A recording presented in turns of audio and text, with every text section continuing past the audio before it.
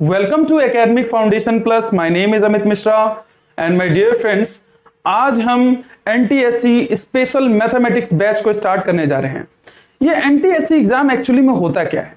तो बच्चों, सबसे पहली बात कि ये जो बैच है हमारा, ये 50 लेक्चर सीरीज है इसमें, और इस 50 लेक्चर सीरीज में हम एनटीएससी के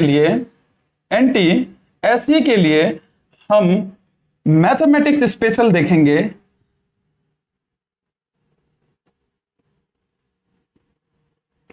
इस मैथमेटिक्स स्पेशल में हम 50 लेक्चर सीरीज के अंदर में से कंप्लीट करेंगे। ठीक है, ये 15 लेक्चर्स होंगे इसके अंदर में, और जिसमें हम कंप्लीट करेंगे। बच्चों, जब हम एनटीएससी की बात करते हैं तो ये एनटीएससी एग्जैक्टली में एक एग्जाम होता है जिसे हम बोलते हैं नेशनल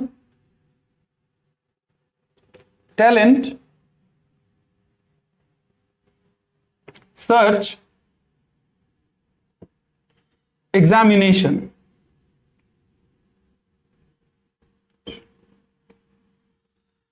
बच्चों, ये जो एग्जाम है हमारा नेशनल टैलेंट सर्च एग्जामिनेशन, इस एग्जाम के अंतर्गत में होता क्या है कि जो भी बच्चे एग्जैक्टली में, इसे हम थोड़ा डिटेल में समझ लेते हैं हल्का सा, ताकि हमें समझ में आ जाए कि एग्जैक्टली ये एग्जाम है किस पर्पस के लिए। तो सबसे पहली चीज, ये एग्जाम 10th क्लास के बच्चों के लिए ही होता है। सिर्फ 10th क्लास के बच्चे ही इस एग्जाम को दे सकते हैं, सबसे इंपॉर्टेंट चीज। दूसरी जो सबसे खास बात यह है कि इसमें जिसके पास ये जो 10th क्लास का बच्चा होगा, उसके पास कम से कम 9th में 60% स्कोर होना चाहिए उसके एग्जाम में, तभी वो इस एग्जाम में बैठ सकता है। दूसरी सबसे खास बात है कि ये एग्जाम जो है ये गवर्नमेंट लेती है, और ये ऑल ओवर इंडिया होता है। ये पूरा टेस्ट ऑल ओवर इंडिया होता है, और इस टेस्ट के अंदर में 2000 बच्चों को सेलेक्ट किया जाता है। कितने बच्चे को? 2000 बच्चों को सिलेक्ट किया जाता है। और इन बच्चों को, जो ये 2000 बच्चे सिलेक्ट होते हैं, इन्हीं बच्चों को आगे के लिए एक स्कॉलरशिप मिलती है, जिसके थ्रू वो आगे की सारी पढ़ाई फ्री में कर सकते हैं। कहने का मतलब, फ्री कहने का सेंस ये है कि आपको हर मंथ, आप 11th में जाएंगे तो 1250 या इस तरीके से आपको रुपए मिलते रहेंगे सरकार की तरफ से, ताकि आप ये आगे की पढ़ाई जब तक आप करते जाएंगे, जितना आप आगे पढ़ते जाएंगे, आपको उसी हिसाब से स्कॉलरशिप मिलता रहेगा। बच्चों, नेक्स्ट इसमें खास बात यह है कि ये जो एग्जाम होता है ये एमसीक्यू बेस्ड होता है। क्या होता है? एमसीक्यू बेस्ड होता है, मतलब मल्टी चॉइस क्वेश्चंस होते हैं इसमें। और ये पूरा सिलेबस जो इसका है, इसका पूरा सिलेबस 9th और 10th को कवर करता है। जो चौथी सबसे इंपॉर्टेंट चीज है, ये 9th और 10th दोनों का सिलेबस इसमें मिक्स आता है, इसके क्वेश्चन यहां से मिक्स आते हैं। खास बात यह है कि इसमें ये चारों बातें आपने जो समझ ली, तो इसमें अगली जो सबसे इंपॉर्टेंट चीज है, छोटी छोटी चीजें हैं जिसे हम फटाफट कंप्लीट कर रहे हैं इसमें। ये जो पांचवी बात इसमें यह है कि इस एग्जाम को देने के लिए बच्चों के अंदर कुछ खास बातें होनी चाहिए। मतलब ये एग्जाम 2 फेज में होता है, मतलब एक फर्स्ट स्टेज में होता है, एक stage 1 and stage 2। In 2 stage में एग्जाम लिया जाता है। 1 नवंबर में होता है पहला स्टेज, और उसके बाद एक टाइम मिल जाता है, इसका रिजल्ट मे बी जनवरी या फरवरी तक मिल जाता है हमें। एंड देन उसके बाद लास्ट इसका एग्जाम मार्च के बाद होता है, तो इसलिए इसका रिजल्ट जुलाई या अगस्त तक में आ जाता है। बच्चों, साथ के साथ ये जो आपको मैंने जितनी सारी चीजें बताई एनटीएससी के लिए, इसके लिए सिर्फ यहां पर हम आपको मैथमेटिक्स स्पेशल कराएंगे, और इसे 50 लेक्चर सीरीज में अक्टूबर तक इसे एंड करेंगे। इसके अंदर में हम ये जो एनटीएससी का सिलेबस होगा हमारा मैथ्स के लिए, इसमें 19 चैप्टर्स होंगे, और ये 19 चैप्टर्स के अंदर में आपको एक भी प्रॉब्लम नहीं होगा जब वहां पर आपको क्वेश्चंस आएंगे। मतलब इसमें आपको कोई भी स्टेप लिखकर आंसर्स नहीं निकालने, इसमें डायरेक्ट आपको एमसीक्यूज होगा, मतलब 4 ऑप्शंस होंगे, और उन चारों ऑप्शन में से एक आपको सेलेक्ट करना होगा। साथ ही ये जो पेपर होगा वो नॉन नेगेटिव मार्किंग, मतलब इसमें एक भी नेगेटिव मार्किंग का नहीं होगा। मतलब इसमें एक भी नेगेटिव मार्किंग, अगर आप कोई क्वेश्चन गलत भी करते हैं तो उसमें आपको नेगेटिव मार्किंग नहीं की जाएगी। साथ ही आपको यह भी इंपॉर्टेंट बातें याद रखनी है कि नेगेटिव मार्किंग नहीं होने का मतलब ये नहीं कि आप अटेम्प्ट कर लें और वो सही भी होना चाहिए। एग्जैक्टली में क्या है कि बच्चे नेगेटिव मार्किंग सोच के ये समझते हैं कि ठीक है, इसमें नेगेटिव मार्किंग नहीं है, हम सभी क्वेश्चंस के आंसर लिख देते हैं, कोई फायदा, मतलब टिक कर देते हैं और हमें आंसर मिल जाएगा, हमें मार्क्स मिल जाएंगे। ऐसा नहीं होता है बच्चों, इसके लिए एक ऑथेंटिक तैयारी होती है, और वही तैयारी आपको करनी है। साथ के साथ आपको एक बात और समझ में आनी चाहिए कि जो इस क्लास को, जो ये 50 लेक्चर सीरीज है, इसको 9th क्लास का स्टूडेंट भी देख सकता है और 10th क्लास का स्टूडेंट भी देख सकता है। सिर्फ इन्हीं दोनों के स्टूडेंट देख सकते हैं जो 9th क्लास के हैं, और वो अगर इंटरेस्टेड हैं कि हमें इस एग्जाम को क्वालिफाई करना है और भारत के अंदर में 2000 बच्चों के बीच में आना है, तो ये 2000 बच्चों के लिए उन्हें अभी से तैयारी इन्हें करनी चाहिए। और जो 10th क्लास के बच्चे हैं उनके लिए ये क्लासेस आपके साथ ही साथ चलती रहेंगी। तो बच्चों इसके और सारे भी डिटेल्स हैं, वो सारी डिटेल्स हम नेक्स्ट वाले लेक्चर में देखेंगे, क्योंकि इस पे ज्यादा टाइम हम नहीं देंगे। यहाँ इतना काफी है इस बात को समझने के लिए कि ये एग्जाम होता क्या है। बच्चों ये एग्जाम इतना ऑथेंटिक एग्जाम है नेशनल लेवल पर कि इस एग्जाम को क्वालिफाई करने के लिए बहुत लोग लगे हुए हैं।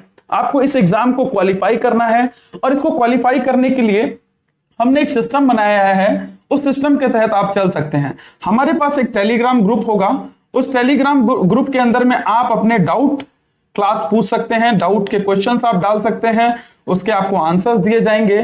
साथ ही आप यहां से क्लासेस ले सकते हैं। और बच्चों ये जो टेलीग्राम का लिंक होगा वो आपके डिस्क्रिप्शन में, इसी वीडियो के डिस्क्रिप्शन में आपको मिल जाएगा, और वहां से आप इसे देख सकते हैं। बच्चों जो ये 19 लेक्चर्स हैं उसमें आज हम अपना पहला लेक्चर स्टार्ट करने जा रहे हैं, और ये पहला लेक्चर जो होगा हमारा वो सरफेस एरिया एंड वॉल्यूम पे होगा depend.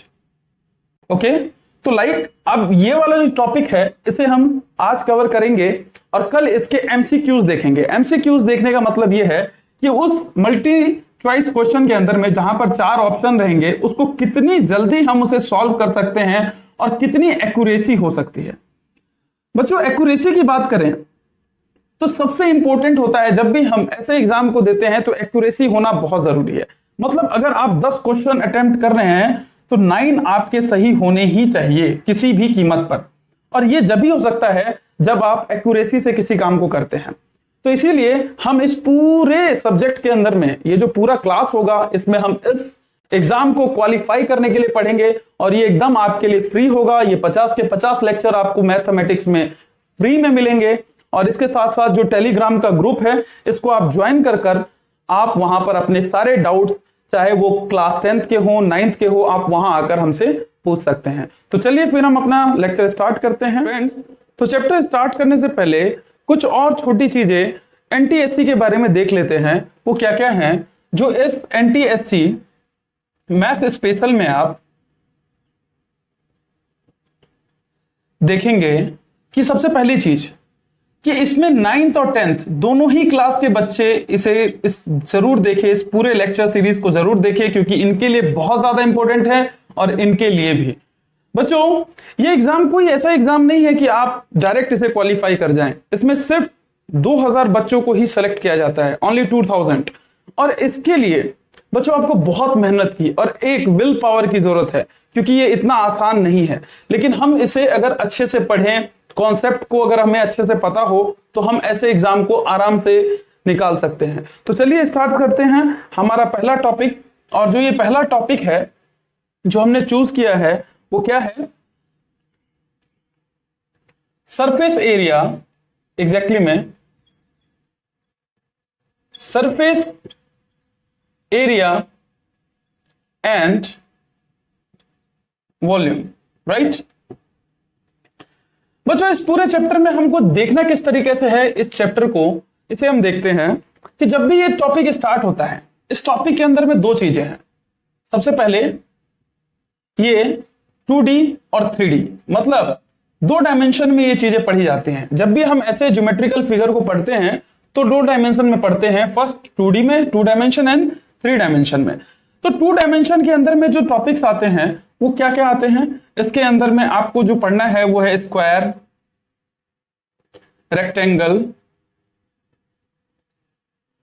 Third one is triangle and fourth one is circle. ये चारों ही चीजें इसके अंदर आती हैं। और जब हम 3D की बात करते हैं तो नंबर 1 ए क्यूब, बी क्यूबॉइड, सी जो तीसरा है हमारे पास सिलेंडर है, फोर्थ जो हमारे पास डी है वो है cone, fifth one is sphere and इसी के पार्ट में हेमिस्फीयर भी देखते हैं, और ये पार्ट यहीं से कंप्लीट हो जाता है। तो बच्चों इतने पार्ट्स में है। ये 2D कहने का मतलब और 3D कहने का मतलब क्या है कि 2D के अंदर में आप देखेंगे सिर्फ लेंथ या ब्रेथ होता है, मतलब या तो हाइट होगी उसकी, लेंथ होगा या हाइट होगी, या ब्रेथ होगा या हाइट होगा, सिर्फ यही दो चीजें इसके अंदर आपको मिलेंगी, इसके अलावा इसमें कुछ नहीं मिल सकता। लेकिन जब हम 3D की बात करते हैं तो इसमें तीनों ही चीजें होंगी, लेंथ भी होगा, ब्रेथ भी होगा और हाइट भी होगा। ब्रेथ को ही हम विड्थ भी बोल सकते हैं। तो बच्चों ये दो चीजें इसमें इन दोनों को एक दूसरे में डिफर करती है। साथ ही अगर मैं ये बात करूं तो इसमें सिर्फ आप एरिया को ही निकाल सकते हैं, लेकिन इसके अंदर में आप 3D के अंदर में तीन चीजें होती हैं, वॉल्यूम, कर्व्ड सरफेस एरिया या लेटरल सरफेस एरिया और टोटल सरफेस एरिया। तो इसमें 3D के अंदर में स्ट्रक्चर्स में ये निकाल सकते हैं और 2D में आप एरिया निकाल सकते हैं। तो चलिए स्टार्ट करते हैं हमारा ये टॉपिक। और सबसे पहले हम इधर से करते हुए, क्योंकि हमारा पूरा टारगेट हमें इन सभी को समझना है और एग्जैक्टली में इनको समझने के लिए हमें इनकी जरूरत पड़ेगी। इसीलिए 9th क्लास के बच्चे इसे बहुत अच्छे से देखें और 10th क्लास के बच्चे के लिए भी 9th क्लास में भी ये सारे टॉपिक्स आपको पढ़ने हैं, इसीलिए ये सारे के सारे टॉपिक्स आप देखते हुए चलें। तो चलिए स्टार्ट करते हैं। तो बच्चों सबसे पहले हमारे पास जो है 2D फिगर के अंदर में वो पढ़ना है हमारे लिए स्क्वायर। क्या पढ़ना है हमें? फर्स्ट टॉपिक क्या है हमारे पास? That is square. फटाफट देखते हुए चलेंगे, चलिए जल्दी। स्क्वायर की बात करें तो बच्चों एक ऐसा फिगर स्क्वायर होता है जिसके अंदर में चारों साइड्स इक्वल होती हैं। मतलब अगर ये भी ए है, ये भी साइड ए माना, ये भी साइड ए और ये भी ए, चारों के चारों साइड्स इक्वल होती हैं। इक्वल होने के कारण जो बच्चों ये पेरीमीटर होता है ये सभी इन चारों में इक्वल होती है। मतलब यहां से आप देख सकते हैं, यहां से 1 2 3 4, मतलब अगर हम इसकी एरिया की बात करें तो इसका एरिया होता है ए स्क्वायर, मतलब साइड का स्क्वायर, और जो पेरीमीटर होता है वो एग्जैक्टली क्या होता है? 4a। मतलब पेरीमीटर का कहने का मतलब होता है जो बाउंड्री से घिरी हुई है, मतलब यहां से लेकर ये पार्ट, ये पार्ट और ये पार्ट, 1 2 3 4। बच्चों इसके बाद जो इसका नेक्स्ट पार्ट आता है वो होता है डायगोनल। क्या होता है? डायगोनल। डायगोनल कितना होता है बच्चों? डायगोनल का मतलब होता है एक वर्टिसेस, जो ये पॉइंट्स होते हैं जो यहां पर कनेक्ट हैं, ये 4 इसमें वर्टिसेस हैं, आप देख सकते हैं। इन चारों वर्टिसेस में एक वर्टिसेस से दूसरे वर्टेक्स में जो एक लाइन ड्रॉ करते हैं हम, ये डायगोनल कहलाता है। ये डायगोनल है, और आप जानते हैं कि ये सभी के सभी एंगल 90 डिग्री के होते हैं। ये जब हम ज्योमेट्री पढ़ेंगे तब जानेंगे कि अगर दो पैरेलल लाइन, 4 पैरेलल लाइन एक दूसरे को कट कर रही हैं तो ये 90 डिग्री पे कट कैसे कर रही हैं, ये सारी चीजें हम ज्योमेट्री में देखेंगे। अभी सिर्फ हम एरिया की बात कर रहे हैं। तो ये जो पार्ट होता है ये डायगोनल होता है, हमें इस पार्ट को निकालना है। तो इस पार्ट का क्या होगा? इसे हम ए, बी एंड सी मान लेते हैं। तो बच्चों हम जानते हैं पाइथागोरस थ्योरम के कारण कि इस पार्ट को हम डी मान लेते हैं। डायगोनल के लिए हम इसे डी मान लेते हैं। ओके, तो डी का square that is equal to इसका स्क्वायर प्लस इसका बेस का स्क्वायर प्लस परपेंडिकुलर का स्क्वायर, एंड दैट इज आगे क्या हो गया? D square that is equal to 2a square, and D कितना आ गया? √2 इंटू में a। तो बच्चों ये हमारे पास इसकी वैल्यू आ गई √2 इंटू में a। तो ये हमारे लिए स्क्वायर हो गया। तो चलिए अब इसके बाद हम सेकंड तरफ चलते हैं। आप इसे नोट डाउन करते हुए चलेंगे। बच्चों ये जो मैं चैप्टर करा रहा हूं इसमें ये जितने भी फॉर्मूलेज हैं आपको नोट डाउन करने हैं अपने कॉपी में, ताकि आप एक एक फॉर्मूले लाइन टू लाइन समझ सके। तो ये हमारे पास पहला हो गया। और बच्चों एक बात और ध्यान देना है, डायगोनल जो होता है वो सबसे लॉन्गेस्ट साइड होता है किसी भी स्क्वायर के अंदर में। इस स्क्वायर में सबसे लंबी साइड किसकी होगी? ये डायगोनल की होगी। आप इसे निकालेंगे तो आपको दिखेगा भी है। बाकी कल जब क्वेश्चंस करेंगे तो वो सारी चीजें हम देखते हुए चलेंगे। तो चलिए नेक्स्ट देखते हैं। हमारे पास सेकंड जो है हमारे पास वो है रेक्टेंगल। क्या है बच्चों? रेक्टेंगल। जब हम रेक्टेंगल की बात करते हैं तो इसमें दो लेंथ, आमने सामने की लेंथ बराबर होती है और आमने सामने की ब्रेथ बराबर होती है। मतलब कहने का मतलब है ये लेंथ इसके और ये वाला जो लेंथ है ये दोनों बराबर होंगी, और ये जो ब्रेथ है ये वाला ब्रेथ इसके इक्वल होगा। बच्चों ये चारों के चारों साइड 90 डिग्री के होते हैं। अगली बात, रेक्टेंगल के अंदर में लेंथ इक्वल होते हैं, जहां पे हम देख लेते हैं ए, बी, सी एंड डी मान लिया हमने से, और देखते हैं यहां पर तो A B is equal to D C and second is A D is equal to BC। तो ये छोटी सी बातें थी जिसे हमने जान ली। उसके बाद अगर हम एरिया की बात करें रेक्टेंगल की, आपको पता ही होगा ये होता है L इंटू बी। अगर पेरीमीटर की बात करें, हम इसकी पेरीमीटर की बात करें तो एग्जैक्टली क्या होता है, L plus B plus L plus B, मतलब 2L plus 2B। It means कि 2 कॉमन आ गया तो L प्लस B। बच्चों अगर हम डायगोनल की बात करें इसकी, तो डायगोनल क्या होगा, यहां से ये D। तो बच्चों इसका जो डायगोनल होता है तीसरा डायगोनल हो गया, वो एग्जैक्टली क्या हो गया, D square is equal to L square plus B square. यहां हम देख रहे हैं पाइथागोरस थ्योरम के अकॉर्डिंग, और यहां पर D कितना आ गया, L square plus B square. तो बच्चों ये तीसरी चीज आ गई हमारे पास, L square plus B square. तो इसी के साथ ये हमारा रेक्टेंगल भी कंप्लीट हो गया। तो इसे भी आप नोट डाउन करें और हम आगे बढ़ते हैं। नेक्स्ट हमारे पास जो एरिया है वो क्या है, ट्रायंगल। क्या है हमारे पास, थर्ड वन इज ट्रायंगल। बच्चों ट्रायंगल को हम 4 पार्ट्स में पढ़ेंगे। A1 फर्स्ट में पढ़ेंगे हम राइट एंगल ट्रायंगल। बच्चों जब हम राइट एंगल ट्रायंगल की बात करते हैं तो ये रहा हमारे पास एक राइट एंगल ट्रायंगल, राइट, ये 90 डिग्री का हो गया। बच्चों जब हम इसके एरिया की बात करते हैं तो ये ट्रायंगल किस पे खड़ा है, तो आप देखेंगे ये यहां पे बेस हो गया, और ये इसका जो परपेंडिकुलर है इसी को हम हाइट बोल देते हैं। तो बच्चों इसका जो एरिया निकल कर आता है वो आता है 1/2 बेस इंटू हाइट, राइट। तो 1/2 बेस इंटू हाइट हमारे पास ये आ गया एरिया। बच्चों इसमें एक चीज और जो सबसे इंपॉर्टेंट है ये जानने को, ये इससे क्वेश्चन भी आते हैं कि एग्जैक्टली में ये तो हमने निकाल लिया, लेकिन मान लीजिए कोई ट्रायंगल समथिंग इस टाइप का हो, अब इसको आप कैसे निकालेंगे, इसका एरिया कैसे निकालेंगे। तो बच्चों अभी भी आप इसमें अगर आप चाहते हैं कि हमें यही राइट एंगल का ही हमें इसमें फॉर्मूला लगाकर अगर हमें इसे निकालना है, तो इसके लिए बच्चों आपको समझना होगा कि राइट एंगल होने के लिए अभी ये A, B and C, right.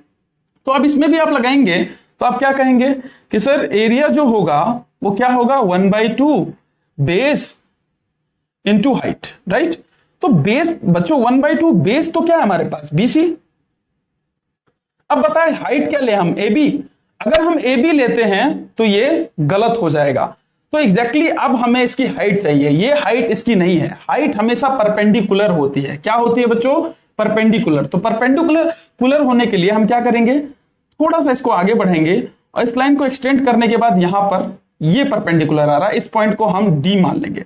तो बच्चों अब हम देख रहे हैं कि इस ट्रायंगल का जो एरिया है अब क्या होगा, अब इसका एरिया निकल जाएगा 1/2 base into height and 1/2 base क्या है हमारे पास, बेस बच्चों ध्यान रखना है, बेस जो हमारे पास है वो सिर्फ यही है, क्योंकि ये ट्रायंगल सिर्फ इतना था, ये तो हमने क्रिएट किया यहां पर। तो बेस कितना हो गया BC और हाइट कितना हो गया AD। तो बच्चों ऐसे में हम इसको निकाल सकते हैं। तो ये हमेशा आपको याद रखना है।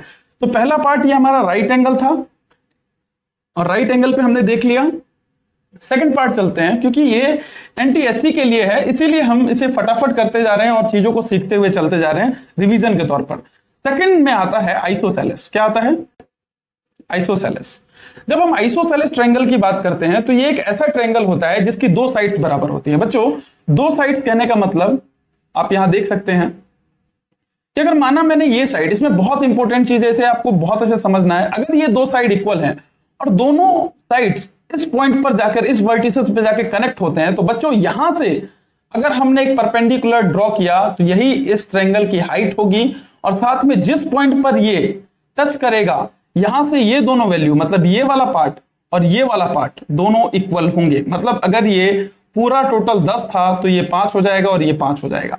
तो बच्चों यही चीज आपको समझनी है। तो हमने दोनों को इक्वल माना, तो ये A हो गया, इस साइड को पूरा हम A मान लेते हैं, इधर भी A मान लेते हैं, और इस पूरे को अगर हम B मान लें तो बच्चों ये कितना हो जाएगा B/2 और ये कितना हो जाएगा B/2। इसे हम A, B, C and D मान लेते हैं इस पार्ट को। ठीक है बच्चों।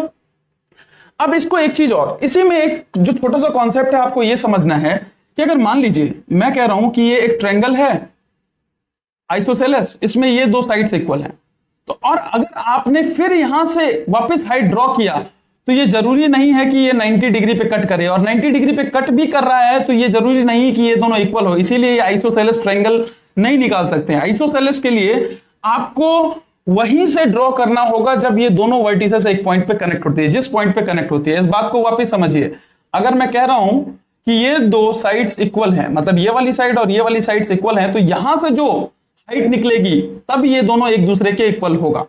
बच्चों ये जो हाइट निकलेगी ये एक तो परपेंडिकुलर भी है, इसको हम ऑल्टीट्यूड भी बोल सकते हैं, इसको हम परपेंडिकुलर बाइसेक्टर भी बोल सकते हैं। तो बच्चों ये सब आपको पता होना चाहिए, ये सारी चीजें आपको ज्योमेट्री में भी कराई जाएंगी। तो चलिए आगे देखते हैं इसमें क्या क्या है। तो हमें पहले हाइट निकालना है। बच्चों हाइट निकालने के लिए सिर्फ हम इतने ही पार्ट को उठाते हैं। फर्स्ट पार्ट को हमने क्या किया, इसको ऐसे लिया, राइट, ये हो गया ए, ये डी हो गया, एंड यहां पर ये बी हो गया, राइट। ये ए, ये एस था हमारे पास, और ये b/2 था, यही तो है यहां पर। इस पार्ट को हमने यहां रख दिया। अब यहां से हम पाइथागोरस थ्योरम से हम इसका आंसर निकाल सकते हैं, क्योंकि ये हाइपोटेन्यूस का काम कर रहा है, ये बेस का और ये परपेंडिकुलर का। तो क्या होगा, a² is equal to h² plus b² sorry b/2 का होल स्क्वायर। अब यहां से क्या होगा बच्चों कि a² तो ऐसे ही रहेगा, h² प्लस b²/4। अब ये पार्ट इधर आ जाएगा और हम यहां से h को निकाल लेंगे। आप देखिए हम h कैसे निकाल रहे हैं, यहां पर इस पार्ट को हम आगे ले गए तो क्या हो गया, a² minus b²/4 that is equal to h², और यहां से h की वैल्यू आई √a² माइनस b²/4। तो बच्चों ये जो वैल्यू है इसी को हम बोलते हैं height of this isosceles triangle. ये हाइट आया हमारे पास, क्या आया, हाइट आया। अब हम एरिया की बात करते हैं। तो हाइट तो हमने निकाल ली, इसे आप नोट डाउन कर लेना वीडियो पॉज करके, ओके। देन इसके बाद अगर हम इसके एरिया की बात करें तो एरिया किस तरीके से होगा बच्चों। एरिया के लिए वापस से इसी आइसोसेलेस ट्रायंगल को ड्रॉ करते हैं। हमारे पास ये पार्ट कितना आया था बच्चों, हाइट कितनी आई थी इसकी, √a² माइनस b²/4, राइट। और ये था b/2, ये भी था b/2, मतलब ये पूरा पार्ट b था, राइट, ये पूरा पार्ट b था, ये a था और ये भी a था, राइट। तो अब एरिया निकालने के लिए 1/2 बेस इंटू हाइट करेंगे, राइट। तो 1/2 बेस हमारे पास कितना है बच्चों, बेस तो ये पूरा है और इस पूरे ट्रायंगल की हाइट ये है, तो बेस हमारे पास b हो गया और हाइट कितनी आ गई, a² माइनस b²/4। तो बच्चों यही हमारे पास क्या आया, एरिया आ गया इस ट्रायंगल का। बच्चों इसमें डायगोनल नहीं होता, किसी भी ट्रायंगल में 3 जिसकी साइड्स हैं उसमें डायगोनल नहीं होता है। जैसे ही वो 4 में आ जाता है, जैसे ही क्वाड्रेटल होता है, क्वाड्रेटल के अंदर में हम डायगोनल देखते हैं, अदरवाइज ट्रायंगल के अंदर में कोई डायगोनल नहीं होता। तो चलिए नेक्स्ट चलते हैं। अगर ये क्वेश्चन आ भी गया कि ट्रायंगल के अंदर कितने डायगोनल होते हैं तो आप कहेंगे 0। नेक्स्ट हमारे पास थर्ड पार्ट है इसका, आइसोसेलेस देख लिया, तो इसका थर्ड पार्ट है इक्विलेटरल, राइट। अगर हम इक्विलेटरल ट्रायंगल की बात करते हैं बच्चों, तो इक्विलेटरल ट्रायंगल में क्या होगा, इसको आप देखिए ठीक से कि इक्विलेटरल में सबसे पहली बात कि तीनों साइड्स इक्वल होती हैं।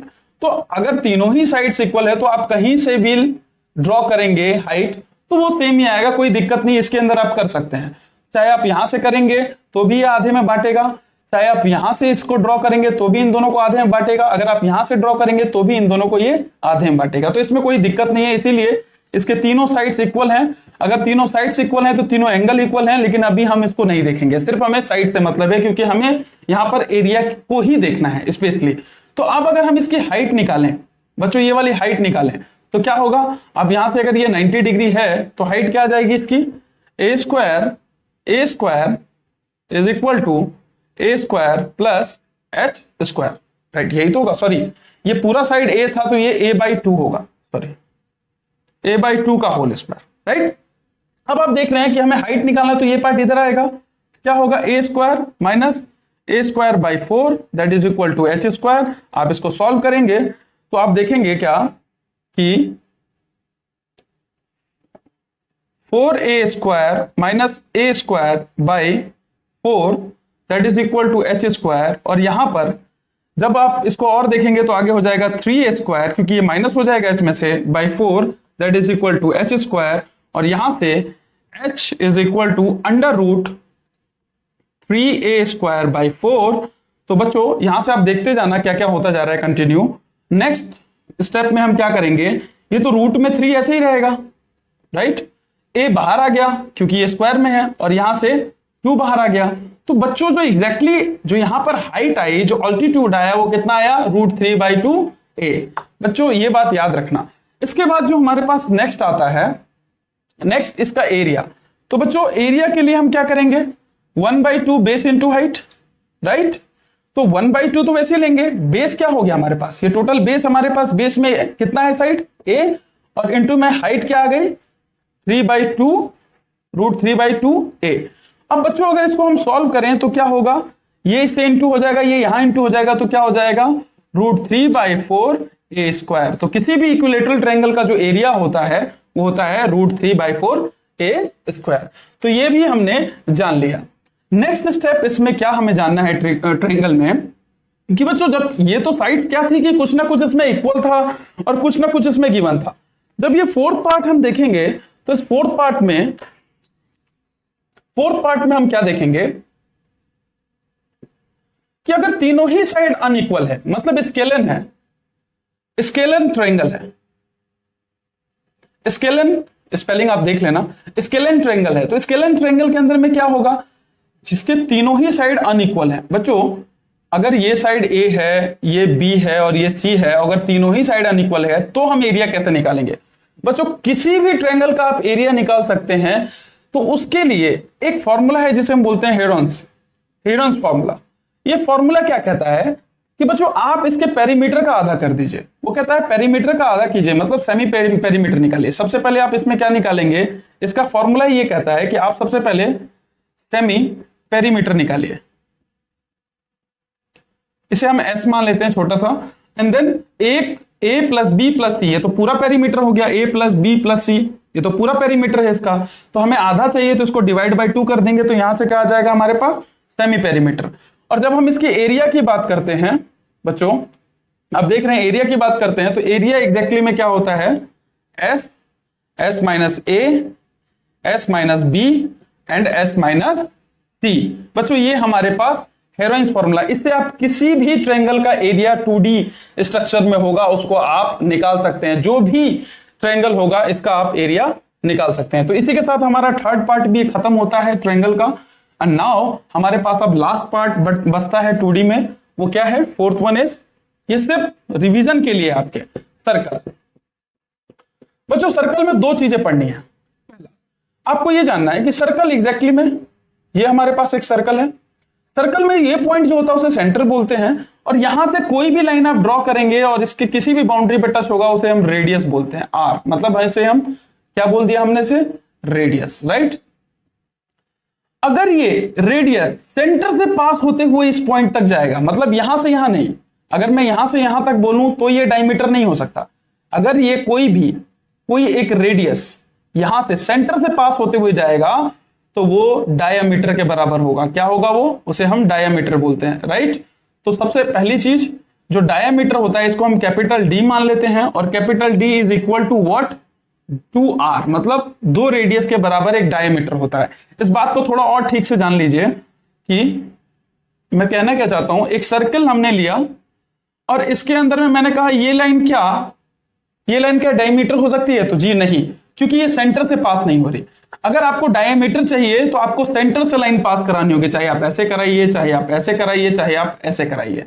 तो बच्चों ये पहला पार्ट था हमारे पास, तो यहां से डायमीटर क्या हो गया, 2r के बराबर, तो r हमारे पास क्या आ गया, D/2। ये पार्ट भी हो गया। नेक्स्ट देखते हैं हम सर्कल में जो अगला पार्ट आता है।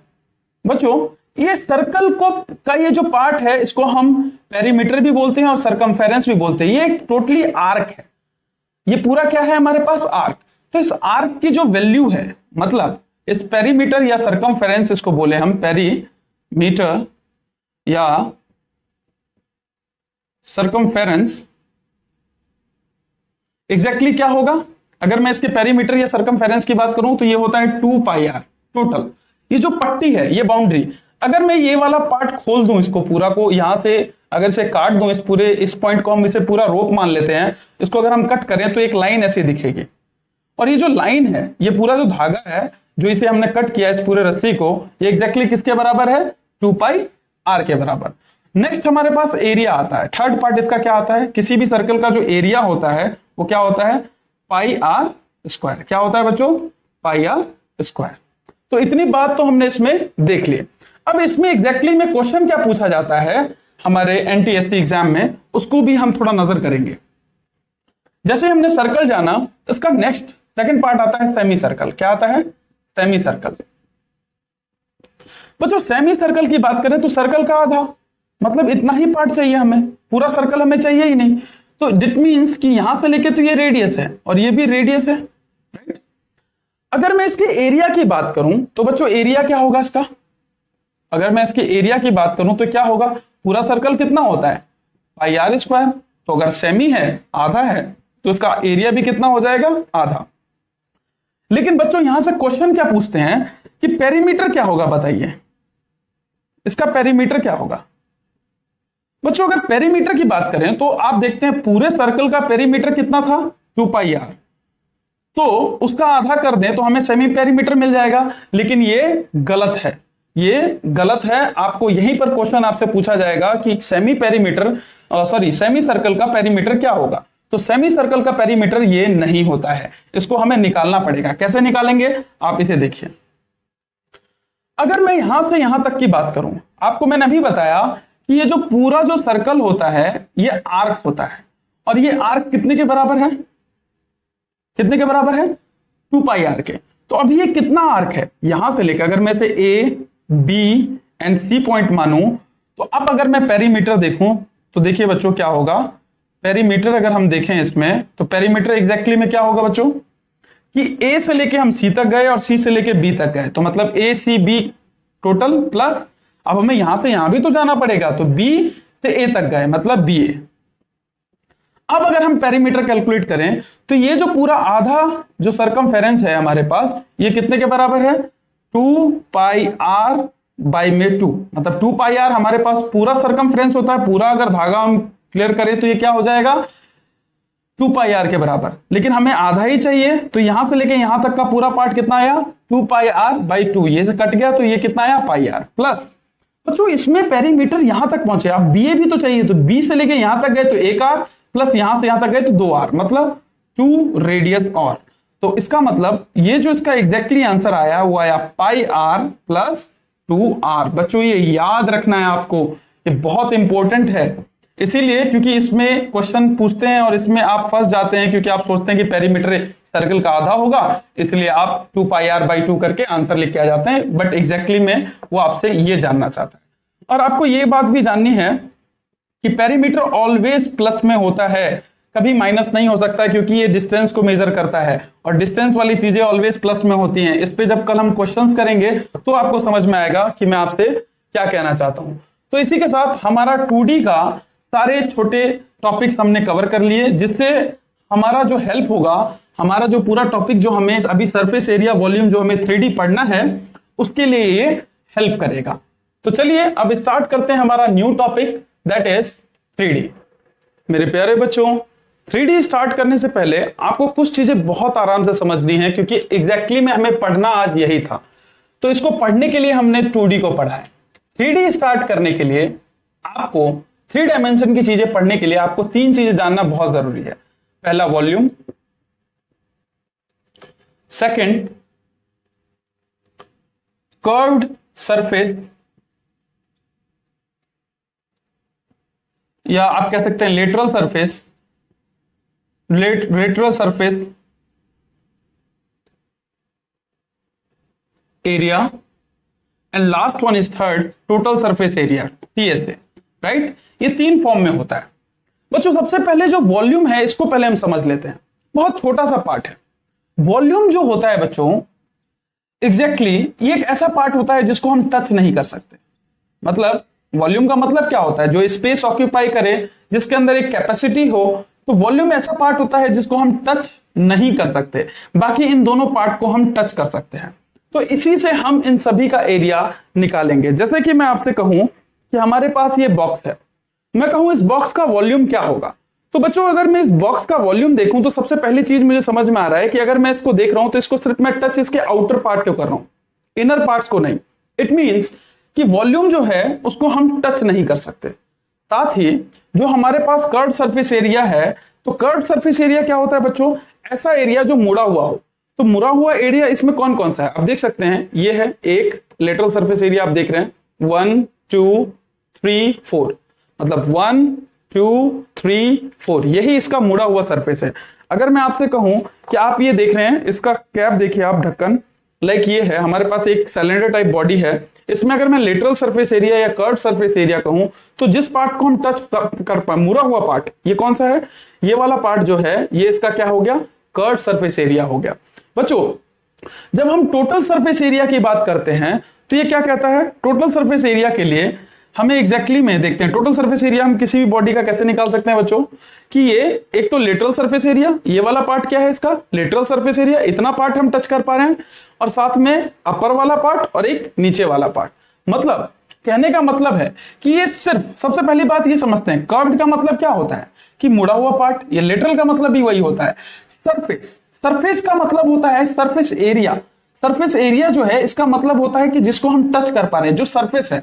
इसी तरीके से अगर हम टोटल सरफेस की बात करें तो टोटल सरफेस एरिया जिसको हम टच कर पा रहे हैं, हम क्या क्या टच कर पा रहे हैं आप बताइए। एक तो आप कर्व्ड सरफेस एरिया मतलब लेटरल सरफेस एरिया को टच कर पा रहे हैं, प्लस में आप उस दो एरिया को टच कर रहे हैं जो एक ऊपर है और एक नीचे है। ये बात हमें समझ में आ गई, मतलब टू बेस एरिया कह देते हैं इसको। अभी मैं इन सारी चीजों को क्लियर करूंगा, पहले हमें इतनी छोटी सी चीजें समझनी है। अगर हम इसे समझ गए, इसके बाद सारे क्वेश्चन आप इसके बना ले जाएंगे। साथ ही आप देखिए, अगर मैं टीएससी की बात कर रहा था तो आप इस ढक्कन को देखिए, अगर ये कैप आप देख रहे हैं, अगर मैं कहूं इसका टीएसए कितना होगा, तो आप कहेंगे सर मैं सिर्फ इतने पार्ट को टच कर पा रहा हूं, साथ में नीचे वाला पार्ट टच हो रहा है, लेकिन ऊपर में तो खाली है। तो इट मींस कि सिर्फ इसमें जो इसका जो टोटल सरफेस एरिया होगा सिर्फ इतना होगा कि ये वाला लेटरल सरफेस एरिया, मतलब जितना हम टच कर पा रहे हैं, साथ में नीचे वाला एरिया, बट इसके अंदर वाला एरिया नहीं होगा क्योंकि ये ऊपर से ओपन है। तो हमने टोटल सरफेस एरिया को भी समझ लिया, कर्व्ड सरफेस एरिया भी समझा और वॉल्यूम भी समझा। बच्चों अब इसके बाद नेक्स्ट पार्ट इसका क्या आता है उसे हम देखते हैं। ये चीज देखने के बाद, ये चीज देखने के बाद नेक्स्ट देखते हैं हम, इसमें दो चीजें और आती हैं। सबसे number 1 base area, second base perimeter. बच्चों ये सबसे इंपॉर्टेंट पार्ट है इसका, इसे आपको समझना है। जब हम बेस एरिया की बात करते हैं तो देखिए कोई भी शेप का स्ट्रक्चर हो, चाहे आप, अगर मैं बात कर रहा हूं आपको इसका, इसी बॉक्स का, तो इसका बेस का एरिया कैसा है, बेस पहले कैसा है, तो आप देखें बेस ये है, ये हमारे पास इसका बेस है, तो ये इसका बेस का एरिया हो गया जिसको हम टच कर पा रहे हैं, that is a base area. अगर मैं पेरीमीटर की बात करूं, इस बेस की, इस डब्बे की जो पेरीमीटर है नीचे वाला साइड, आप देखिए ये इसका पेरीमीटर है, this part and this part, this is a perimeter. तो एक होता है बेस एरिया और दूसरा होता है बेस पेरीमीटर। तो अब हमें समझना है एग्जैक्टली बेस क्या होता है। बच्चों पूरा 3D स्ट्रक्चर बेस पर ही डिपेंड है, किस पर, बेस पर। अगर हमें यह पता लग गया कि एग्जैक्टली किसी भी स्ट्रक्चर के पीछे उसका बेस क्या है, तो हम किसी का भी फॉर्मूला बहुत आराम से निकाल लेंगे, किसी का भी हम volume, lateral surface area, total surface area हम आराम से निकाल सकते हैं। तो ये हमने आपको दूसरी बात कवर की, ये हमने दूसरा पॉइंट हमारा ये कवर हुआ। साथ ही अब हम चलते हैं इसके नेक्स्ट कॉन्सेप्ट की तरफ। नेक्स्ट कॉन्सेप्ट क्या है, अब 3D जो हम अभी पढ़ने जा रहे हैं ये 3 फेजेस में होगा। किसमें होगा बच्चों, 3 फेजेस में। ए पार्ट में हम पढ़ेंगे ऐसे स्ट्रक्चर को जिसका बेस में जो स्ट्रक्चर है, बेस का जो स्ट्रक्चर है वही स्ट्रक्चर उसके अपर पार्ट का भी है। किसका, अपर पार्ट का भी है, ठीक है। सेकंड हमारे पास बी में हम पढ़ेंगे ऐसे स्ट्रक्चर जिसका बेस स्ट्रक्चर जो है वो तो डिफाइन दिख रहा है, हमें बेस स्ट्रक्चर तो दिख रहा है, ऊपर जाकर उसका स्ट्रक्चर ही नहीं है, कुछ स्ट्रक्चर ही बदल जा रहा है। मतलब ऊपर वाले का जो हम ए में पढ़ रहे हैं वो क्या पढ़ रहे हैं कि जो नीचे में हमारे पास जैसा शेप है वही शेप अगर ऊपर भी हुआ तो उसके लिए हम ए पार्ट में पढ़ेंगे। बी पार्ट में ऐसे स्ट्रक्चर नीचे में तो आपको एक शेप दिखेगा, ऊपर जाकर वो शेप नहीं दिखेगा। और थर्ड में हम इसमें एक्स्ट्रा चीजें पढ़ेंगे। तो ये 3 टाइप में है। तो चलिए स्टार्ट करते हैं हमारा पहला टाइप, ए पार्ट, और ए पार्ट को हम अब देखते हैं। ए पार्ट के अंदर में तो ये हमारा ए पार्ट है फर्स्ट। बच्चों इस ए पार्ट में जो बेस में नीचे होता है वही हमारा ऊपर भी दिखेगा, वैसा ही स्ट्रक्चर हमारा ऊपर भी होगा अपर पार्ट में। बस इसी बात को आपको समझना है बहुत सिंपल तरीके से। जैसे कि मैं आपसे कह रहा हूं कि आप इस स्ट्रक्चर को देखिए, इसमें बेस में क्या है, सर्कल। आप देखेंगे इस बेस में सर्कल क्या है और ऊपर में भी क्या है, सर्कल। जैसे आप अपने घर का फ्लोर देखिए, जो भी आपका वॉल होगा, नीचे वाला जो बेस होगा वही आपका छत भी होगा, रूफ भी होगा, उसी स्ट्रक्चर में होगा, मतलब उसी को ट्रांसफॉर्म करके आगे जाता है। तो एग्जैक्टली ऐसो के लिए जो इस टाइप का जो ए टाइप के फॉर्मूले हैं, जैसे जब बेस सेम हो, जो बेस जो नीचे हो वही अगर अपर पार्ट में भी है, तो उसका जो वॉल्यूम निकलता है वो कैसे निकलता है बच्चों, उसका वॉल्यूम होता है बेस एरिया इनटू में एच हाइट। उसे एच हाइट तक बढ़ा दीजिए। मतलब अगर मुझे इसका वॉल्यूम निकालना है तो मैं क्या करूंगा, बेस में जो एरिया है अगर मैं उसको एच हाइट तक उठा दूं, मतलब बेस का जो एरिया, क्योंकि ये वॉल्यूम क्या है, वॉल्यूम इट मींस कि ये पूरा पार्ट कवर हो रहा है, तो बेस में जो एरिया है उसको अगर हम एच हाइट तक मल्टीप्लाई कर दें तो हमें क्या मिल जाएगा, वॉल्यूम मिल जाएगा। अगर मैं लेटरल सरफेस एरिया या कर्व सरफेस एरिया की बात करूं तो ये होता है बेस का पेरीमीटर, बेस पेरीमीटर इनटू में एच हाइट। मतलब कहने का मतलब क्या है बच्चों कि बेस का पेरीमीटर क्या है, इस बेस का पेरीमीटर क्या है। आप देखेंगे कि अगर मैं लेटरल सरफेस एरिया किसी भी चीज का निकालूं, अगर मैं इसका लेटरल सरफेस एरिया बच्चों निकाल रहा हूं, तो आप क्या देख रहे हैं कि मैं सिर्फ इसके इस पार्ट को टच कर रहा हूं। इट मींस मैं इसके अंदर टच नहीं कर रहा हूं, इसके बाहर वाले पार्ट को टच कर रहा हूं। और बाहर वाला पार्ट क्या है, एक तरीके का ये बाउंड्री है। आप देखेंगे इस बेस की ये बाउंड्री ही तो ऊपर जा रही है, इस बेस में जो बाउंड्री है वही तो ऊपर टच हम कर पा रहे हैं। इट मींस इसीलिए हम बेस के पेरीमीटर को अगर एच हाइट तक उठा दें तो हमें क्या मिल जाता है, लेटरल सरफेस एरिया। मतलब लेटरल सरफेस एरिया जो मुड़ा हुआ पार्ट हम टच कर रहे हैं, टच क्या कर रहे हैं एग्जैक्टली, हम इसकी बाउंड्रीज को टच कर रहे हैं। लास्ट जो हमारे पास थर्ड पार्ट होता है वो होता है टीएसए। क्या होता है बच्चों, टीएसए। टीएसए एग्जैक्टली में क्या होता है कि हमारे पास एक तो टीएसए के लिए हमारे पास क्या होता है कि ये बेस पेरीमीटर, मतलब सॉरी इसे आप कह सकते हैं लेटरल सरफेस एरिया प्लस में। बच्चों इसमें एग्जैक्टली में आपको समझना किस तरीके से है, इसको हम देख लेते हैं कि जैसे कि इसी स्ट्रक्चर को देख रहे हैं, तो इस स्ट्रक्चर के अंदर में क्या हो रहा है कि ये तो लेटरल सरफेस एरिया है, मतलब इतना पार्ट तो हम टच कर सकते हैं, प्लस ये ऊपर वाला और नीचे वाला भी तो हम टच कर सकते हैं। इट मींस बेस का मतलब ये लेटरल सरफेस एरिया प्लस में ऊपर वाला एरिया प्लस नीचे वाला एरिया। तो मतलब हम टोटल सरफेस एरिया में ये कह सकते हैं कि lateral surface area plus 2 times of base area. बच्चों आप इतनी बातों को नोट डाउन करें और आपको सिर्फ इतनी ही बातें जाननी थी। अगर आपने इतनी बातें जान ली तो आप इससे रिलेटेड देखिए आप सारे के सारे क्वेश्चंस को करते हुए चले जाएंगे, सारे स्टेप्स आप सीखते हुए चले जाएंगे। तो चलिए अब हम स्टार्ट करते हैं हमारा ये टॉपिक। आप इसे नोट डाउन करें और इसे फिर से समझें। एक बार और मैं आपको तीनों चीजें समझा देता हूं। जैसे कि हमारे पास ये एक स्केल है, राइट। अब स्केल में अगर मैं बात करूं, वॉल्यूम निकालना है मुझे, तो मैं कुछ नहीं करूंगा, मैं देखूंगा बेस में एरिया कैसा है, तो जी रेक्टेंगल है। रेक्टेंगल को अगर मैं एच हाइट तक उठा दूं तो हमें इसका एरिया में वॉल्यूम मिल जाएगा। अगर मुझे मतलब लेटरल सरफेस एरिया चाहिए तो हम क्या करेंगे, ये जो पार्ट है हमारे पास इसमें हम देखेंगे, क्योंकि हम लेटरल सरफेस एरिया तो यही वाला पार्ट है जितना हम ये टच कर पा रहे हैं, जो इसके कोने के साइड में है ये पूरा पार्ट, तो ये एग्जैक्टली में हम टच क्या कर रहे हैं, इसके पेरीमीटर को टच कर रहे हैं। तो पेरीमीटर को टच कर रहे हैं तो इसका मतलब जो बेस में पेरीमीटर है उसी को अगर हम एच हाइट तक उठा दे तो हमें क्या मिल जाएगा, लेटरल सरफेस एरिया। अगर मैं टोटल सरफेस एरिया की बात करूं तो हम लेटरल सरफेस एरिया तो हम टच कर ही रहे हैं ये पूरा पार्ट, साथ में ये वाला पार्ट और प्लस ये वाला पार्ट, मतलब बेस एरिया, क्योंकि हम टच इसमें एग्जैक्टली में नीचे वाले पोर्शन में क्या टच कर रहे हैं, इस पूरे एरिया को टच कर रहे हैं, बाउंड्रीज को टच नहीं कर रहे हैं, एरिया को टच कर रहे हैं। जैसे कि मैं आपको एक और चीज फिर से बताता हूं टोटल सरफेस एरिया के लिए, ताकि और आप अच्छे से क्लियर कर सकें कि मैं ये कहना चाह रहा हूं आपसे कि आपको लेटरल सरफेस एरिया तो ये पार्ट तो आप टच कर ही रहे हैं, साथ में आप क्या टच कर रहे हैं टोटल सरफेस एरिया के लिए, लेटरल सरफेस एरिया प्लस में ये वाला एरिया। तो बच्चों ये तो पेरीमीटर नहीं है, ये तो एरिया है, तो ये वाला पार्ट प्लस ये वाला ऊपर वाला पार्ट, ये दोनों का बेस एरिया, जो नीचे का एरिया है बेस का वही एरिया ऊपर में भी, मतलब वही जो एरिया है वो इसका भी होगा। तो इसी के साथ हमने टोटल सरफेस एरिया में लेटरल सरफेस एरिया प्लस में 2 इंटू में बेस एरिया, एक बेस एरिया नीचे और एक बेस एरिया ऊपर। तो बच्चों इतनी सारी चीजें हमने देख ली। तो चलिए अब स्टार्ट करते हैं इस टॉपिक को आगे के लिए। अब देखिए इसके सारे के सारे आप कैसे निकालते हुए चले जाएंगे एक एक मिनट में। सबसे पहली बारी आती है क्यूबॉइड की। अगर मैं आपसे बात करूं, सबसे पहला फटाफट देखते हैं हम क्यूबॉइड। बच्चों क्यूबॉइड कैसे होता है आप देखेंगे तो एग्जैक्टली में क्यूबॉइड हमने ये बनाया, राइट, ये क्यूबॉइड बनाया हमने।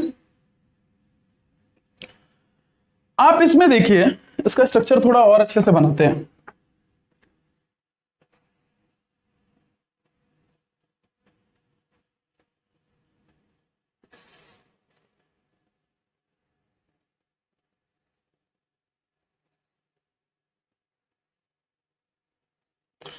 बच्चों इस क्यूबॉइड के अंदर में आप देख रहे हैं कि क्यूबॉइड एक रेक्टेंगल से बनता है, मतलब ये वाला जो पार्ट है वो लेंथ है, ये वाला पार्ट जो है हमारे पास ब्रेथ है, और बच्चों ये वाला जो पार्ट है that part is called height.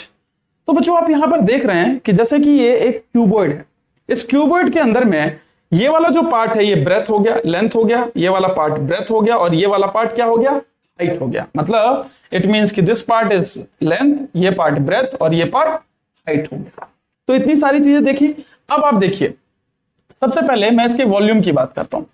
तो जो वॉल्यूम क्या होगा इसका, वॉल्यूम निकालने के लिए कुछ नहीं, हमें बेस का एरिया देखना है, बेस एरिया इनटू में उसको हम h हाइट तक उठा दें। तो आप ही मुझे बताओ बेस का एरिया क्या है, रेक्टेंगल, रेक्टेंगल का एरिया क्या होता है l इंटू बी, और इसे h हाइट तक उठाइए, मतलब h कितना है, ये हाइट हो गई, इसीलिए इसका वॉल्यूम क्या हो गया, l into B into H.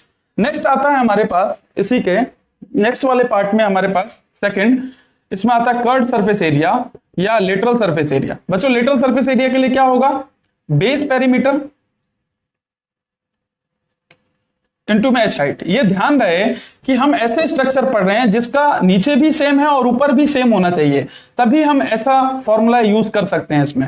अगर हम CSA की बात करें तो बेस में पेरीमीटर क्या है हमारे पास, तो बेस में रेक्टेंगल है, रेक्टेंगल का पेरीमीटर क्या है बच्चों 2l प्लस बी, और उसको h हाइट तक आप उठा दीजिए तो ये हमारे पास क्या हो गया, CSA का फॉर्मूला हो गया। नेक्स्ट हमारे पास थर्ड पोर्शन, थर्ड वाला पार्ट आता है C वाला, that is total surface area. अगर मैं TSA की बात करूं तो ये क्या होगा, TSA एग्जैक्टली में इस क्यूबॉइड का क्या होगा, लेटरल सरफेस एरिया, मतलब लेटरल सरफेस एरिया हमारे पास कितना है 2l into B into H, plus में ये वाला एरिया, मतलब ये लेटरल हो गया, साथ में ये वाला एरिया कितना है बच्चों, तो ये भी एक रेक्टेंगल है, रेक्टेंगल होने के कारण ये होगा l into B plus l into B, एक नीचे वाला और एक ऊपर वाला। इसीलिए इसका जो वैल्यू है आप इसको इक्वेट कीजिए तो आपको यहां पे दिखेगा कि क्या दिख रहा है 2l into B into H, sorry कुछ गलती हो गई है, सॉरी लेटरल सरफेस एरिया यहां पर ये प्लस में है, ओके। नेक्स्ट आगे देखेंगे तो 2lb, राइट, क्योंकि ये lb प्लस lb, ठीक है। अब यहां पर देख रहे हैं कि इसको हम ऐड करें तो क्या होगा 2lh plus 2bh plus 2lb। Exactly में जो हमारे पास यही टोटल सरफेस एरिया होता है, सॉरी टोटल सरफेस एरिया होता है किसका, क्यूबॉइड का। तो बच्चों ये पार्ट भी हमने देख लिया। तो चलिए अब इसके हम नेक्स्ट पार्ट में चलते हैं, और नेक्स्ट पार्ट में अब हम जानेंगे इसके डायगोनल के बारे में, क्योंकि इसका सबसे इंपॉर्टेंट पार्ट यही है। आपसे क्वेश्चन ये पूछा जाएगा कि आप बताएं सबसे लंबी साइड क्यूबॉइड की कौन सी होती है। तो बच्चों सबसे लंबी साइड होती है ये वाली, यहां से लेकर इस कोने तक की जो साइड होती है इसको बोलते हैं हम डायगोनल, एक क्यूबॉइड का, मतलब एक कोने से दूसरे कोने तक। ये कैसे होगा, जैसे कि आप ये देखिए इसके अंदर में डायगोनल जो होगा वो इस वाले कोने से, मतलब आपके इस वाले कोने से लेकर इस वाले कोने तक, तो ये वाला जो पार्ट है वो इस तरीके का है। अब ऐसे पार्ट को निकालने के लिए अब हम क्या करें, इसको निकालने के लिए सबसे पहले हमें कुछ ऐसा करना होगा, यहां से ये चीज हमने ड्रॉ की और ये देखा, सॉरी इसको थोड़ा ठीक से ड्रॉ करते हैं, राइट। तो ये हमें निकालना है एग्जैक्टली। बच्चों ये हम कैसे निकालें? ये तो हमें पता है कि ये पीछे वाली जो चीज है वो क्या है, हाइट है। ये वाला एंगल ये वाला साइड कितना है ये तो हमें पता ही नहीं। इस वाले को निकालने के लिए आपको पता है एक रेक्टेंगल के अंदर में नीचे वाले को हम उठाते हैं, सिर्फ बेस को उठाइए तो समथिंग कुछ ऐसा दिख रहा है। ये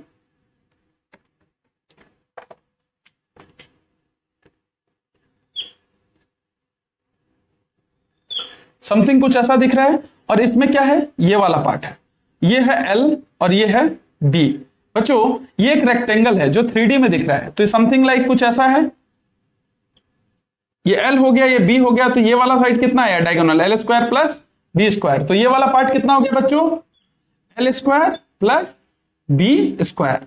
अब हमारे पास ये पार्ट है और इसे हम A मान लेते हैं, नहीं इसे कुछ अलग मानते हैं, M मानते हैं, इसे हम N मानते हैं, इसे हम O मान लेते हैं। बच्चों आप देखो हमें तो एग्जैक्टली OM चाहिए था, तो OM का स्क्वायर मतलब ये डायगोनल का square is equal to OM का स्क्वायर, राइट। M माना, इसे हम N मानते हैं, सॉरी इसे हमने N माना। ON का स्क्वायर प्लस M का स्क्वायर, राइट। तो अब आप देख रहे हैं OM हमारे पास क्या है, डायगोनल का स्क्वायर। ON कितना है हमारे पास, L square plus B square का स्क्वायर प्लस ये कितना है हमारे पास, H स्क्वायर, राइट। अब आप इसको यहां पर सॉल्व कीजिए, तो यहां सॉल्व करेंगे रूट से रूट ये कट जाएगा, तो अब क्या आया डायगोनल एग्जैक्टली क्या आ गया, D square L square plus B square plus H square. यही हमारे पास डायगोनल है, और डायगोनल क्या होता है किसी भी क्यूबॉइड का, L square under root L square B square plus H square. तो बच्चों ये पार्ट भी हमारा क्लियर हो गया।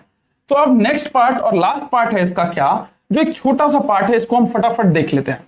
फटाफट क्या देखना है कि किसी भी रेक्टेंगल के अंदर, हम किसी भी क्यूबॉइड के अंदर में,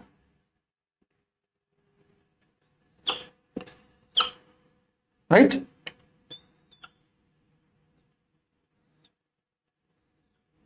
किसी भी क्यूबॉइड के अंदर में जो ये वाले पार्ट्स होते हैं 1 2 3 4 5 6 7 8 दैट्स कॉल्ड वर्टेक्स। क्या बोलते हैं इसे हम, वर्टेक्स होते हैं। और वर्टेक्स कितने होते हैं किसी भी कोई क्यूबॉइड में, 8, एक क्यूबॉइड में, याद रखना है। दूसरी बात, ये इसके एजेस होते हैं। ये जो लाइन आप देख रहे हैं, 1 line 2 line 3 line 4 line 5 line 6 7 8 9 10 11 12, मतलब टोटल एजेस जो होते हैं, आप देखिए अगर मैं एजेस की बात करूं, ये टोटल 12 होते हैं। और फेस कितने होते हैं, 6 होते हैं। जैसे कि आपको हम यहां आप देख सकते हैं, एक फेस, 2 फेस, 3 4 5 एंड 6 फेस हो गए। 12 एजेस, 12 एजेस क्या मतलब, एक लाइन ये हो गई, 2 line 3 line 4 line, like same here 5 6 7 8 9 10 11 12, मतलब टोटल जो एजेस हैं हमारे पास 12 हैं, फेस 6 हैं। इसी के साथ हमारा ये क्यूबॉइड खत्म हो गया।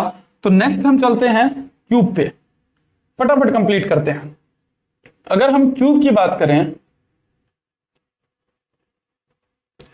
तो ये एक स्क्वायर से बनता है, मतलब क्यूब किससे बनता है बच्चों, स्क्वायर से। तो आप फटाफट आप बताइए, स्क्वायर की चारों साइड बराबर होती है, इसका मतलब क्यूब की हाइट ब्रेथ लेंथ सब क्या है, सेम होती है। इसका लेंथ ब्रेथ हाइट तीनों इक्वल होता है। अगर आपने एक भी साइड ए माना तो सारे के सारे साइड्स ए के बराबर हो जाएंगे, मतलब ए के इक्वल हो जाएंगे। तो आप सबसे पहले इसका वॉल्यूम देखते हैं। वॉल्यूम क्या होगा बच्चों, वॉल्यूम होगा बेस का एरिया, उसको एच हाइट तक उठा दें। तो मतलब बेस में क्या है हमारे पास, स्क्वायर, स्क्वायर का एरिया क्या होता है ए स्क्वायर, उसको एच हाइट तक उठाएं। तो हाइट भी एग्जैक्टली में क्या है बच्चों, हाइट भी हमारे पास ए ही है, इसीलिए क्या हो गया ए क्यूब। अगर मैं सीएसए की बात करूं या लेटरल सरफेस एरिया की बात करूं, तो बेस में बच्चों पेरीमीटर क्या है, बेस का पेरीमीटर क्या है, एग्जैक्टली में बेस स्क्वायर है, तो उस स्क्वायर का पेरीमीटर क्या होता है 4a, और उसको आप कहां तक उठाओगे, एस हाइट तक उठा दो, तो हाइट भी क्या है ए ही के इक्वल है, इसीलिए इसका क्या हो गया 4a स्क्वायर। टीएसए की बात करें टोटल सरफेस एरिया की, तो कर्व सरफेस एरिया तो ऐड होगा ही होगा, प्लस में बेस का एरिया प्लस अपर पार्ट का एरिया, तो दोनों ही कितना है, बेस का एरिया क्या है ए स्क्वायर और ये भी क्या है ए स्क्वायर, तो क्या हो गया ए स्क्वायर प्लस ए स्क्वायर। तो टोटल कितना हो गया बच्चों 6a²। तो ये इसके 3 पार्ट हो गए। चौथा पार्ट इसका डायगोनल है, सेम इसी तरीके से इसका भी डायगोनल निकलेगा। तो एग्जैक्टली में जो हमारे पास क्यूबॉइड का डायगोनल आया था, क्या आया था, √L² + B² + H²। इन तीनों में ये सेम ही होता है। इट मीन्स कि ये L² मान लें, इसको भी L², सबका वैल्यू क्या है हमारे पास, एक इक्वल है। तो इसको हम क्या करेंगे, A² + A² + A², that is equal to √3a²। That means कि √3 इंटू में a, ये हमारे पास एग्जैक्टली क्या आ गया, हमारे पास ये हमारे पास क्या आ गया, डायगोनल। तो बच्चों इसी के साथ हमारा क्यूब भी खत्म हो गया। मतलब आप किसी भी स्ट्रक्चर को निकाल सकते हैं, सिर्फ आपको ये पता होना चाहिए नीचे का जो एरिया है वो क्या है और ऊपर में भी क्या एरिया सेम है। अगर दोनों सेम है तो आप उसका वॉल्यूम, CSA, TSA कुछ भी निकाल सकते हैं। तो बच्चों ये हमारे पास दूसरा पार्ट हो गया। नेक्स्ट पार्ट हम चलते हैं राइट सर्कुलर सिलेंडर, जो थर्ड पार्ट है हमारे पास। क्या है बच्चों थर्ड पार्ट, राइट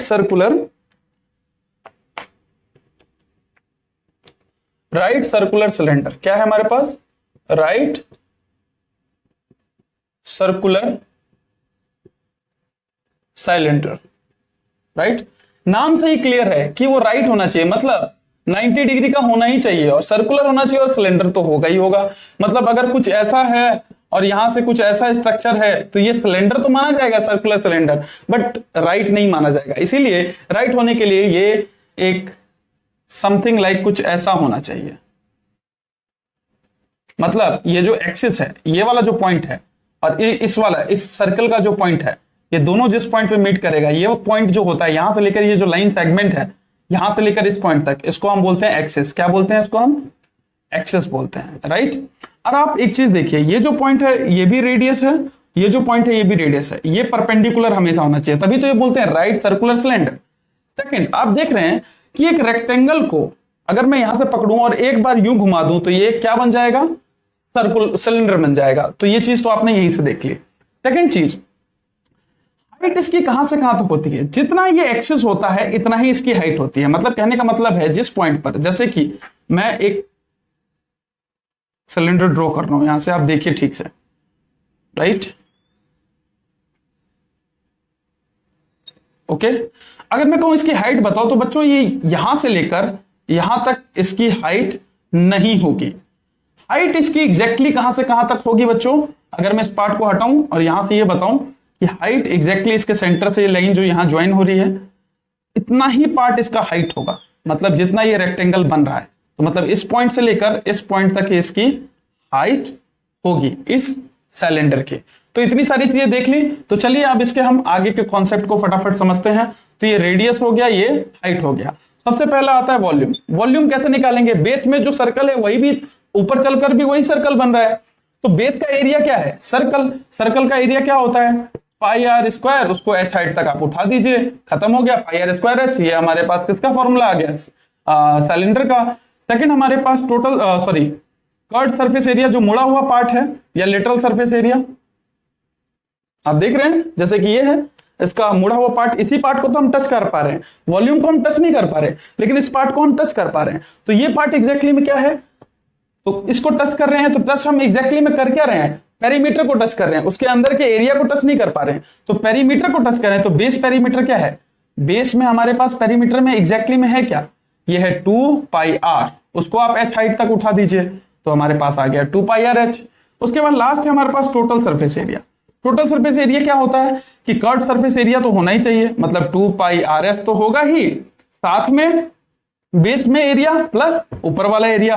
तो बेस में क्या है, एरिया, एरिया सर्कल है, सर्कल का एरिया क्या होता है πr², और ऊपर वाले सर्कल का भी एरिया क्या होगा πr²। आप इसको देखें, यहां से ऐड करें तो क्या होगा 2πrh प्लस 2πr²। राइट, अब इसमें से कॉमन क्या क्या आ रहा है, 2πr कॉमन आ रहा है, तो यहां से हमने क्या ले लिया, 2πr कॉमन ले लिया, तो अंदर क्या बचा, r प्लस h। तो इसी के साथ ये हमारा आ गया टोटल सरफेस एरिया।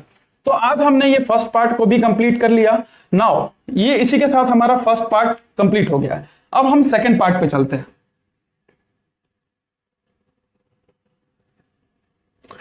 अगर हम बी पार्ट की बात करें बी पार्ट में ऐसे एरिया है, एक ही है और इसे हम फटाफट कंप्लीट करते हैं। बी पार्ट के लिए सिर्फ हमें कोन को पढ़ना है। किसको पढ़ना है? कोन को। बच्चों अगर हम कोन की बात करें तो कोन कुछ ऐसा स्ट्रक्चर होता है, नीचे तो सर्कल होता है और ऊपर कैसा होता है? ट्रायंगल टाइप शेप होती है इसके, राइट। तो ये वाला जो पार्ट होता है यहां से आर हो गया और ये कितना हो गया? ये हमारे पास इसकी हाइट हो गई। क्या हो गई? यहां से लेकर ये पार्ट जो हो गया पूरा, ये हाइट हो गया इसका। This is height, right. साथ में ये वाला जो पार्ट है इसको हम बोलते हैं स्लैंट हाइट। क्या बोलते हैं? Slant height. मुड़ा हुआ जो पार्ट है इसको हम बोलते हैं स्लैंट हाइट, राइट।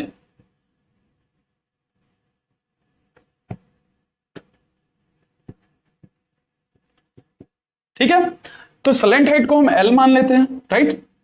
अब देखिए कोन का जो वॉल्यूम होता है आपको ऐसे याद रखना है हमेशा, कोन का वॉल्यूम हमेशा 1/3 होता है सिलेंडर के। तो सिलेंडर का वॉल्यूम क्या होता है? पाई आर स्क्वायर एच, उसका 1/3 कर दीजिए तो हमको किसका वॉल्यूम मिल गया? कोन का वॉल्यूम मिल गया। सेकंड, अगर हम कर्व सरफेस एरिया की बात करें तो इसको निकालने के लिए कल जब हम इसके क्वेश्चंस करेंगे तो मैं आपको प्रैक्टिकली बताऊंगा कि इसका कर्व सरफेस एरिया किस तरीके से निकला है।